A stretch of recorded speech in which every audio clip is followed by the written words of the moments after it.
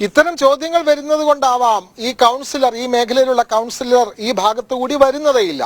ഇവിടെ ഉള്ള ആളുകൾ കൗൺസിലറെ കണ്ടിട്ട് കുറെ നാളായി എന്നാണ് പറയുന്നത്. എന്തായാലും അടുത്ത വർഷം ത്രിതല പഞ്ചായത്ത് തെരഞ്ഞെടുപ്പുണ്ട്. അപ്പോൾ എന്തായാലും കൗൺസിലറെ കാണും, അല്ലെങ്കിൽ അടുത്ത തെരഞ്ഞെടുപ്പിന് മുമ്പ് അദ്ദേഹം വന്നല്ലേ മതിയാകുള്ളൂ. അതുകൊണ്ട് 5 കൊല്ലം കൂടുമ്പോൾ ഇത്തരത്തിൽ വോട്ട് വാങ്ങാൻ വരുന്നതല്ലാതെ ഇവരെ ഒന്നും ആളുകൾ കാണുന്നില്ല. ആളുകളുടെ ആവശ്യം എന്താണ്, എന്താണ് അവർ നേരിടുന്ന ദുരിതം, അവരുടെ പ്രയാസം എന്താണ്, ഇത് മനസ്സിലാക്കാനോ അത് പരിഹരിക്കാനോ, അല്ലെങ്കിൽ ഇത് ഇത്ര കാലത്തിനുള്ളിൽ ശരിയാകും, അല്ലെങ്കിൽ ഒരു റോഡ് പൊളിച്ചാൽ എത്ര നാളിനുള്ളിൽ അത് ശരിയാക്കും, അത്തരത്തിലുള്ള യാതൊരു മുൻകരുതലും ഇല്ലാതെയാണ്. അല്ലെങ്കിൽ ഒരു റോഡ് പൊളിക്കുമ്പോൾ പകരം സഞ്ചരിക്കാൻ ഒരു പാതയെങ്കിലും പറയണ്ടേ, അതൊന്നുമില്ല.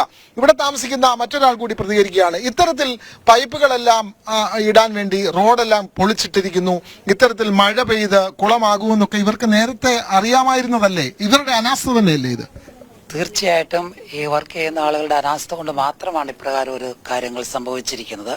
അല്ലായെങ്കിൽ തീർച്ചയായിട്ടും ഒരു ജൂൺ മാസത്തിന് മുമ്പ് ഈ പണി ഏകദേശം തീർക്കാൻ കഴിയുമായിരുന്നു.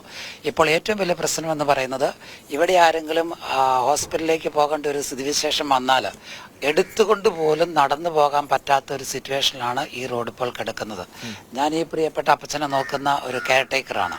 അപ്പോൾ കഴിഞ്ഞ മാസങ്ങളിൽ എല്ലാ മാസത്തിലും എന്ന പോലെ കിംസ് ഹോസ്പിറ്റലിൽ ഞങ്ങൾ പോകുമായിരുന്നു ചെക്കപ്പിനും. അവിടെ പോയി 2 പ്രാവശ്യം 3 പ്രാവശ്യം അവിടെ അഡ്മിറ്റ് ആയതാണ്. അപ്പോൾ ഈ ദിവസങ്ങളിൽ ഇങ്ങനെ ഒരു സംഭവം വന്നു കഴിഞ്ഞാൽ, ഇത് ഞങ്ങളുടെ കാറാണ് ഈ കിടക്കുന്നത്. ഈ കാർ ഷെഡിൻ്റെ ഫ്രണ്ടിലായിട്ടാണ് ഈ മണ്ണ് ഇവിടെ കൂട്ടിയിട്ടിരിക്കുന്നത്. ഈ വണ്ടി ഇങ്ങോട്ട് ഇറക്കാനോ ഇല്ലെങ്കിൽ ഈ റോഡിൽ പോലും പോകാൻ പറ്റാത്ത ഒരു സ്ഥിതിവിശേഷമാണ്. വളരെ ദുഃഖകരമായ, മീൻസ് ഇവിടുന്ന് അങ്ങോട്ടോ ഇങ്ങോട്ടോ ചുമന്നുകൊണ്ട് പോകാൻ പോലും പറ്റാത്ത ഒരവസ്ഥയിലേക്ക് ആക്കിയിട്ടിരിക്കുകയാണ്.